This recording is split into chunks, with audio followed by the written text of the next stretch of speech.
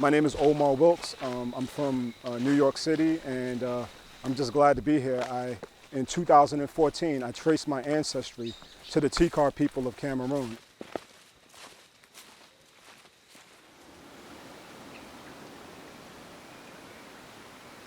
Bimbia is a graveyard. It's a crime scene. A lot of blood had been spilt right here in Bimbia, at the Bimbia slave port.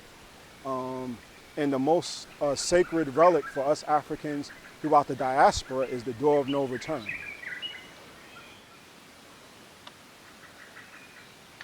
I've always had that deep feeling that my grandmother, she was not at peace. My grandmother was not at rest. And I just felt this yearning to get back to the door, to bring my grandmother back through the door of no return.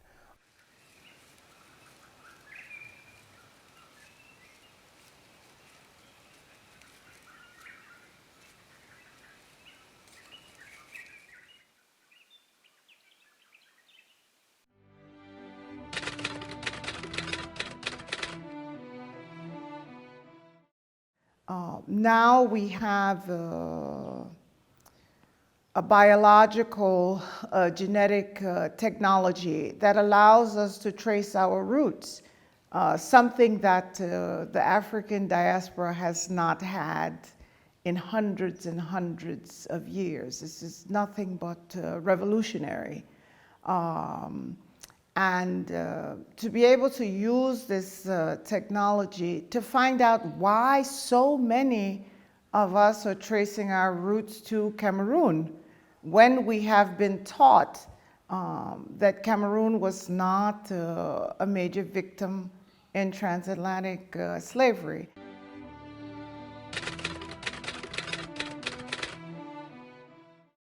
Aujourd'hui, je crois que l'Afrique n'est pas assez bien connue. Elle est connue à travers le discours qu'en font les médias occidentaux. C'est dire que ce n'est qu'un seul point de vue sur l'Afrique.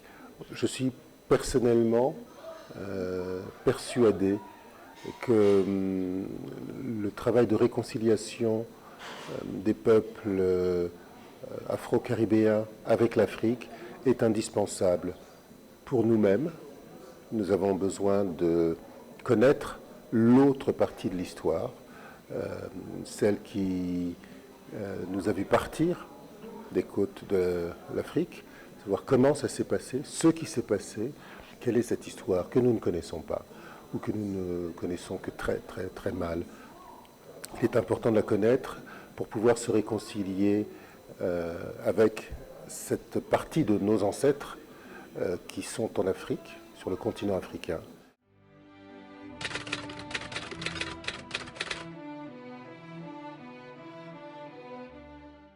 Cette mémoire qui est enfouie en nous, il nous faut aujourd'hui la libérer. Il nous faut nous rappeler de cette période que nous avons occultée, que nous occultons pratiquement dans notre histoire, parce que si vous interrogez l'haïtien d'aujourd'hui, vous aurez l'impression que sa vie en tant qu'être humain a commencé vers 1791, quand on a commencé les grandes révoltes qui ont conduit à l'émancipation et à la guerre de l'indépendance.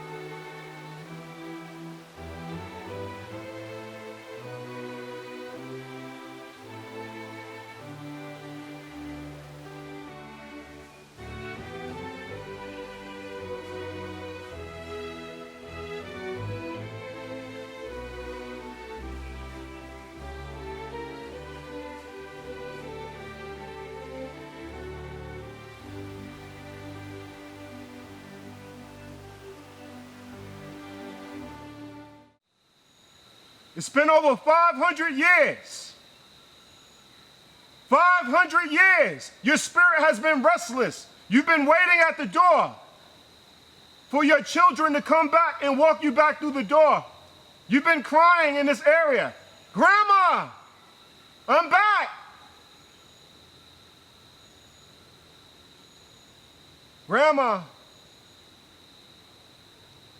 I want to say thank you, Grandma, for all your sacrifices, Grandma. And the pain you had to endure during the transatlantic slave trade. But Grandma, I come here in sadness, but I also come here in joy. Because I know that you're happy right now that you're going to come back through the door.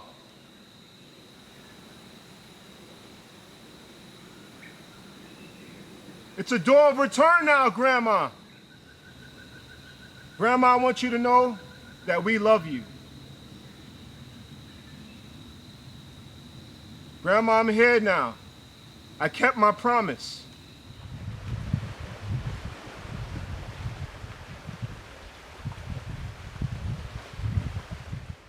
Avec l'industrie du sucre, l'esclavage était déjà extrêmement dur, mais avec l'arrivée du café, il y a eu un essor extraordinaire dans l'arrivée des esclaves, des captifs africains à Saint-Domingue pour les besoins de la cause. Les plantations augmentaient de façon extrêmement rapide et il a fallu amener beaucoup plus d'esclaves d'un coup dans la colonie. Mais ce qui est extrêmement grave et qu'il faut retenir, c'est que le niveau de, est-ce que je dirais, cynisme ou d'inhumanité du traitement des esclaves dans cette colonie était quelque chose d'incroyable. Il est difficile jusqu'à aujourd'hui de dénoncer ces traitements, d'en parler, parce qu'il surpasse en horreur tout ce que l'homme aurait pu imaginer comme souffrance et comme douleur. Et ceci est resté dans le subconscient haïtien. Et à tel point que même lorsque nous avons eu notre indépendance en 1804, et bien que nous ayons eu un comportement beaucoup plus humain envers nos anciens maîtres qu'il n'ait eu envers nous pendant ce grand siècle d'esclavage français, notre première action a été systématiquement de détruire tout ce qui pouvait nous rappeler l'esclavage. C'était un rejet total. Et même si nous sommes conscients d'avoir été esclaves, nous avons toujours refusé le statut d'esclave.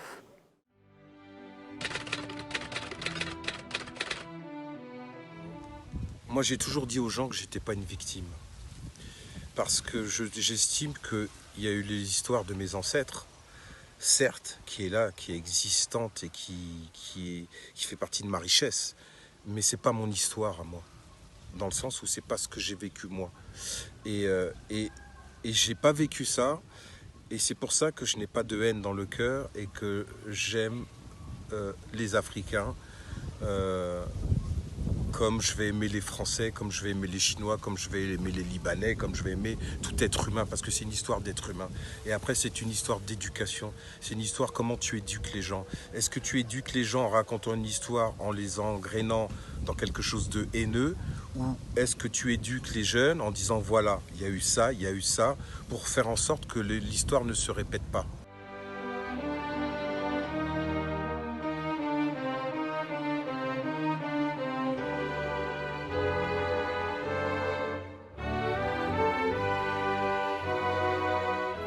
I found myself looking at insurance records. I found myself looking at shipping documents. I found myself looking at church records. And Before I knew it, in 2010, we had identified 135 European enslavement ships that forcibly embarked men, women, and children from the Cameroon territory. We also identified a ship that is called Bimbia. We don't know the embarkation site. We have no evidence, no stated evidence that it embarked from the Cameroon territory. It embarked in 1802. It disembarked in St. Croix. But we would not be surprised if the embarkation point is Cameroon.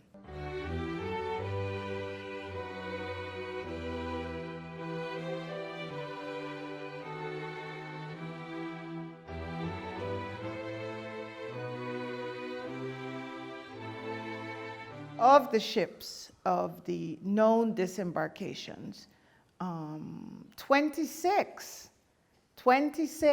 of the ships disembarked in Grenada. So one of my hypotheses is that people of African descent in Grenada, almost all of them may likely come from Cameroon.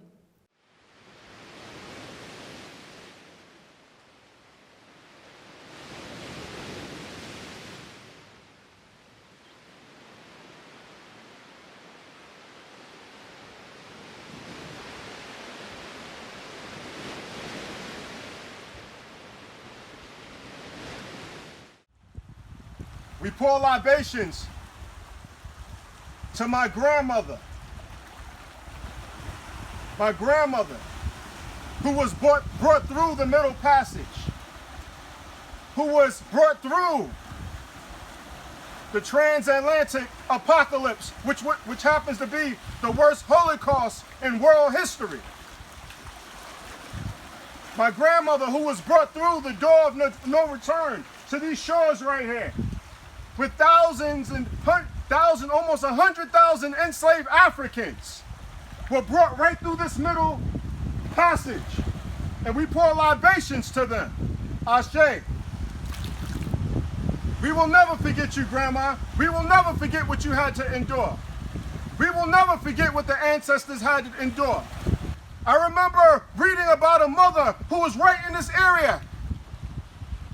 And the enslaver came to this mother because he wanted to enslave this mother. And she had her little baby in her arms. And what this enslaver did was rip this mother's child out of her arms and killed the baby right here on these shores. This is a crime scene right here. This is a burial ground right here. This is a sacred location because so much blood has been spilt right here in Bimbia.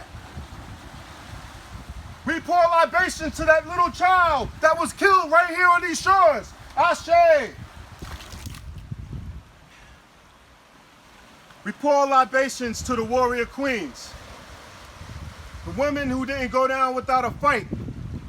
It is recorded that the women went down with a fight because they weren't willing to be sent into the bowels of slave ships and brought to an unknown land that would not respect them. And so we say ashe to all of the women who stood tall as warrior queens. We say ashe to them.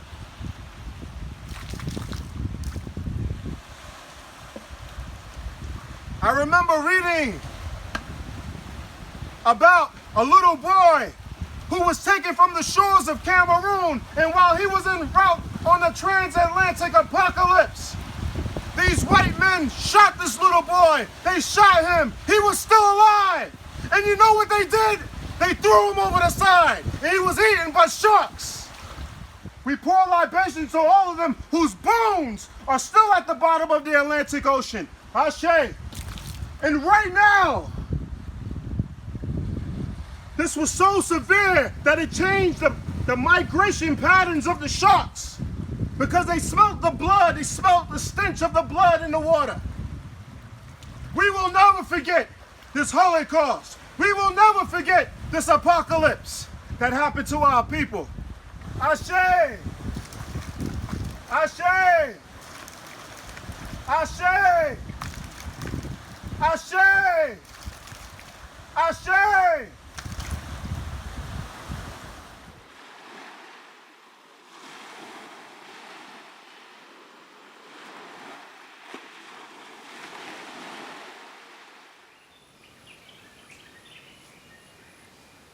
We have to get above, the pain that we feel in terms of letting that pain, silence the truth. It's okay to feel the pain. That's how we grow. Let's cry together, Let's lean on each other's shoulder. And another thing is that this is not just African American history. This is not the history of Africans in the Caribbean, Africans in Haiti, Africans in South America. This is all of our history because you know why?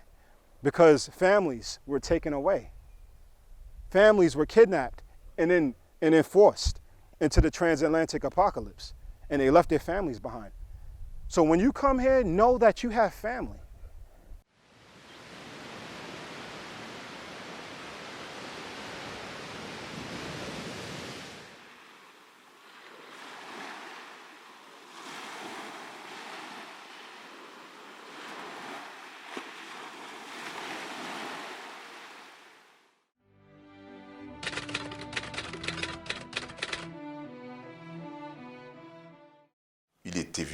Il est évident que l'Afrique mère doit permettre à ses filles et à ses filles de revenir sur le continent autant de fois qu'ils veulent et même de s'y installer définitivement. Et d'ailleurs, politiquement, je suis très heureux de constater que l'Afrique a pris une décision salutaire en 2003. C'est celle de créer la 6e région de l'Afrique, du continent, en les diasporas ou en la diaspora. Évidemment, c'est une décision politique. C'est excellent que la décision soit prise, c'est une prise de conscience, mais tout reste à faire. C'est-à-dire que jusqu'ici, c'est une enveloppe vide qu'il faut remplir. L'amour de la terre d'origine est là. Donc en fait, ce n'est qu'un éloignement. Il suffit que nous fassions des deux côtés des océans un pas, l'un vers l'autre. Voilà, j'ai mes origines africaines et j'en suis fier. Alors, tu as des Antillais, des fois, moi, quand sur les tournages, ils m'ont dit « Bruno, il est bien, mais il a trop une tête d'Africain. » Tu vois? Et des fois, quand je tourne sur des films africains, on dit « Ouais, mais Bruno, c'est pas un vrai Africain. » Alors moi, je me situe où? Je fais quoi dans tout ça? Tu comprends? Donc moi, l'intelligence, c'est que je m'en fous de tout ce que les gens peuvent raconter. Moi, ce qui m'importe, c'est qu'il y a des gens en face de moi qui me font confiance et qui savent qui je suis. Et moi, je sais ce que je peux apporter avec qui je suis. Et je fonctionne avec. Et je m'enrichis. Et j'ai tourné dans plein de pays africains. J'ai encore plein de projets en Afrique. Et malgré tout ce qui s'est passé de difficile, de dur et tout ça, si on me dit, Bruno, tu reviens demain en Afrique? Je dis oui. Je cours, je vole. Parce que j'aime l'Afrique. Quand vous allez en Europe, aux États-Unis, en Amérique, on ne dit pas que vous êtes Camerounais, Malien. On dit que vous êtes Africain. Et c'est curieux, partout, en Union soviétique où j'ai vécu, partout. C'est les Africains, c'est le nom générique. On ne sait pas, c'est après qu'on peut comprendre qu'il vient du Mali, il vient du Kenya, il vient de l'Afrique du Sud. Mais c'est l'Africain. Alors, on nous renvoie cette image de nous-mêmes, qui est la vraie image. Comment ça se fait que nous puissions, nous, traîner encore à reconstruire cette identité fragmentée par le projet colonial et néocolonial?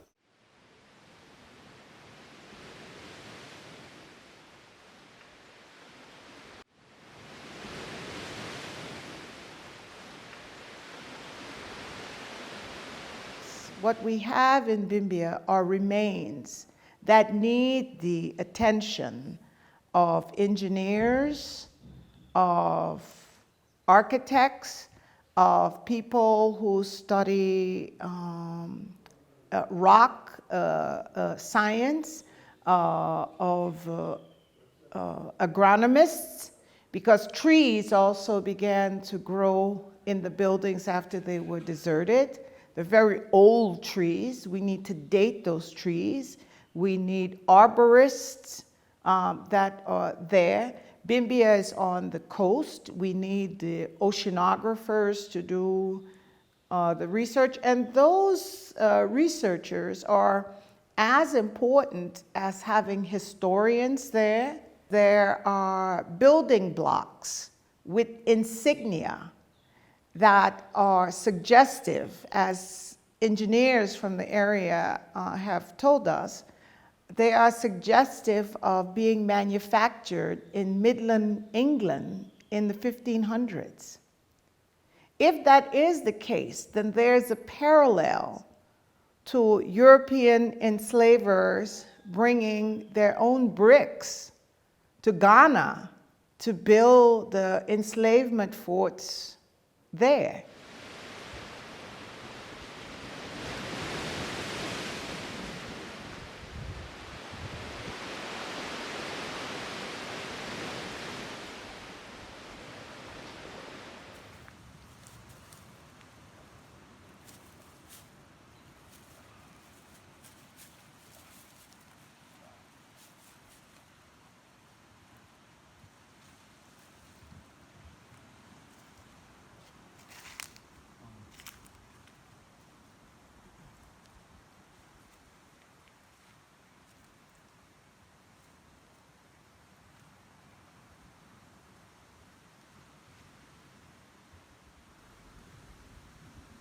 I see you standing right by that door waiting for me.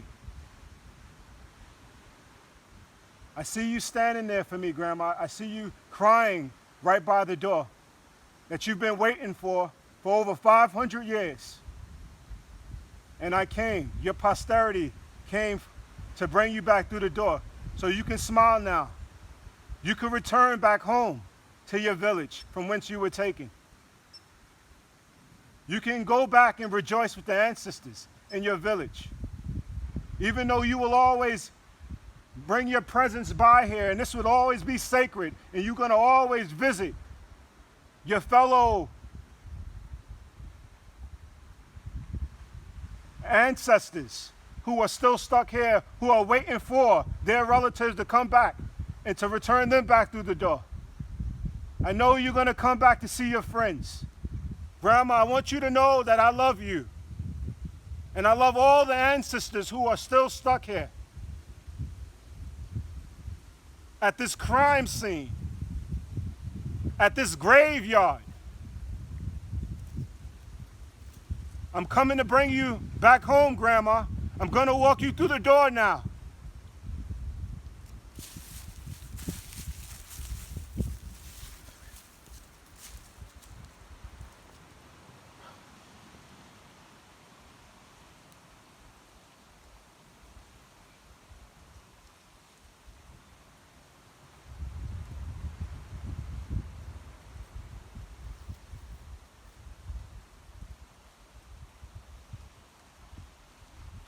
Grandma, stand behind me. Put your hand on my shoulder as I lead the way for you to go back through the door.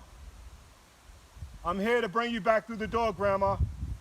You can wipe your tears now.